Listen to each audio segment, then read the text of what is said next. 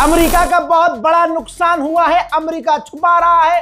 Prince सुल्तान airbase पर जो हमला हुआ था इसकी जानकारी कल मैंने आपको दी थी और सैटेलाइट इमेज भी दिखाई थी। लेकिन उस प्रिंस सुल्तान एयरबेस पर सिर्फ टैंकर बर्बाद नहीं हुआ, वहां पर अमेरिका का बहुत खतरनाक जासूसी जहाज, आपकी स्क्रीन पर देखिए, E3 सेंट्री EWACS, ये जासूसी जहाज था जिसकी कीमत लगभग $300 मिलियन। भाई अंदाजा लगाइए, $300 मिलियन का यह जहाज था डैमेज हुआ है।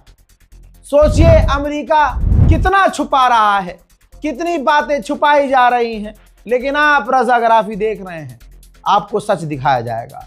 दोस्तों, इसके बाद जिसको कोई नहीं पूछता था, जिसको कोई थूकता नहीं था, आज तमाम अरब ने उसे अपना मुश्किल कुशा बना लिया है। नाम है ज़ेलेंस्की। पहले सऊदी अरब ज़ेलेंस्की पहुंचा, उसके बाद UAE पहुंचा, उसके बाद कतर पहुंच गया। लगातार पूरे अरब का दौरा कर रहा है, बिल्कुल VIP लौंडा बनके, VVIP बनकर। ये ज़ेलेंस्की, कल तक जिस ज़ेलेंस्की कोई पूछ नहीं रहा था, कोई, सारे ज़ेलेंस्की से दूर भाग रहे थे।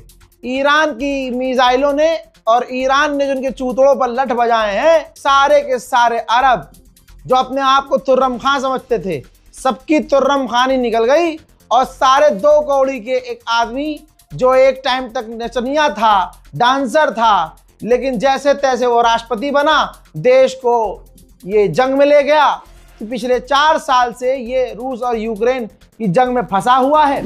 और ऐसे व्यक्ति, जिस व्यक्ति को डोनाल्ड ट्रंप पसंद नहीं करता, उस व्यक्ति के पास तमाम अरब देशों को कहना पड़ रहा है जाकर, भाई बचा लो यार। सऊदी अरब के हालात ये हैं कि 29 अमरीकी सैनिक बुरी तरह से सऊदी अरब में घायल हुए हैं और कई टैंकर तबाह हो गए पूरी तरह से। ओमान के करीब अमरीकी वेसल पर ईरान ने हमला किया है और खुद कंफर्म किया है। देखिए, तस्वीर नहीं आ रही, इसका मतलब ये नहीं कि ईरान ने नहीं किया है। तस्वीर आएगी, लेकिन बाद में जैसे ही आएगी मैं आपको दिखा दूंगा। उधर युगांडू के जनरल ने कहा है 2 हफ्ते में तेहरान पर कब्जा कर सकते हैं, 2 हफ्ते में। कौन कह रहा है? युगांडू।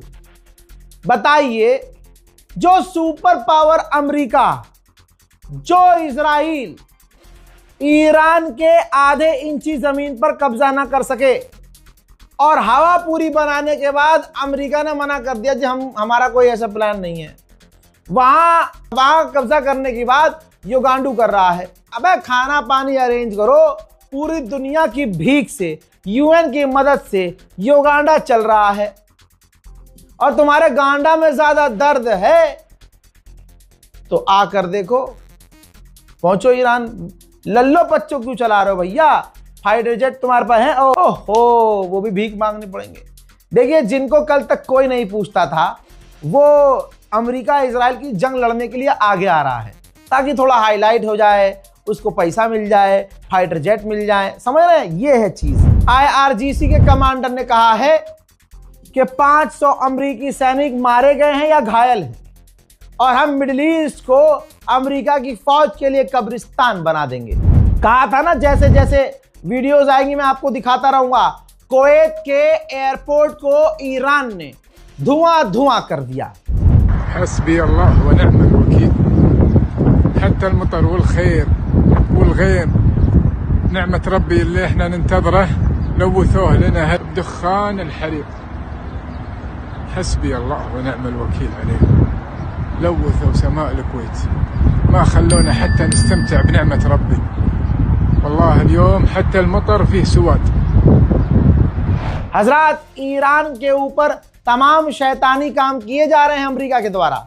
अब अमेरिका हवा से ईरान में लैंड माइन गिरा रहा है। ऊपर से कोई चीज आ रही है, एक टिफन जैसी चीज जमीन पे गिर जा रही है।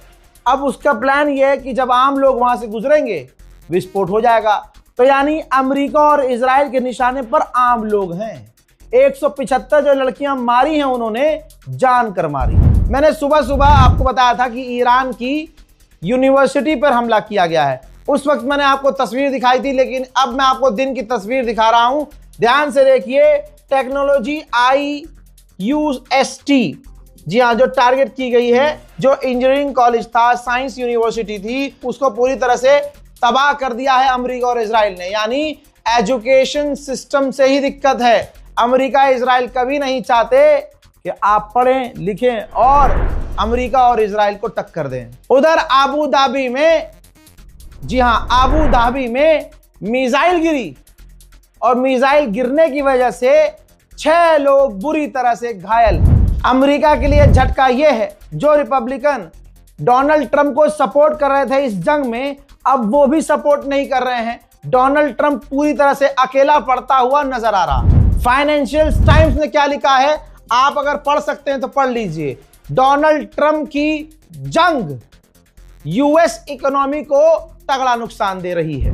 हज़ार भारत के 2 और टैंकरों को ईरान ने अलाउ किया है। अलाउ, हमने मांगा है कि भैया जाने दो, तो ईरान ने अलाउ किया है। भारत के मुसलमानों ने ऐसी ऐसी तस्वीरें पेश की, मदद करने की ऐसी तस्वीरें ईरान ने देखी कि ईरान भी इमोशनल हो गया। ईरान ने 2 और भारतीय टैंकरों को निकलने की इजाजत दे दी है। हमारी भारत की नौसेना पर्शियन गल्फ में उस टैंकर को, जो हमारे 2 टैंकर आ रहे हैं, उसको एस्कॉर्ट करने के लिए इंतजार कर रही है।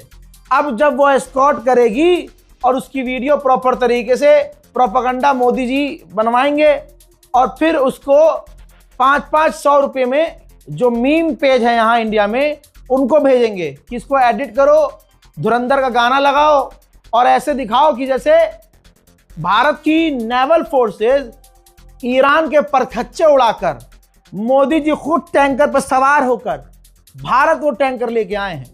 ये प्रोपेगेंडा कई दिनों से चल रहा है, लेकिन ये प्रोपेगेंडा फेल हो रहा है। लेकिन आप यही देखेंगे। फिलहाल के इस अपडेट में इतना ही। इस रिपोर्ट को शेयर कीजिए। जय हिंद।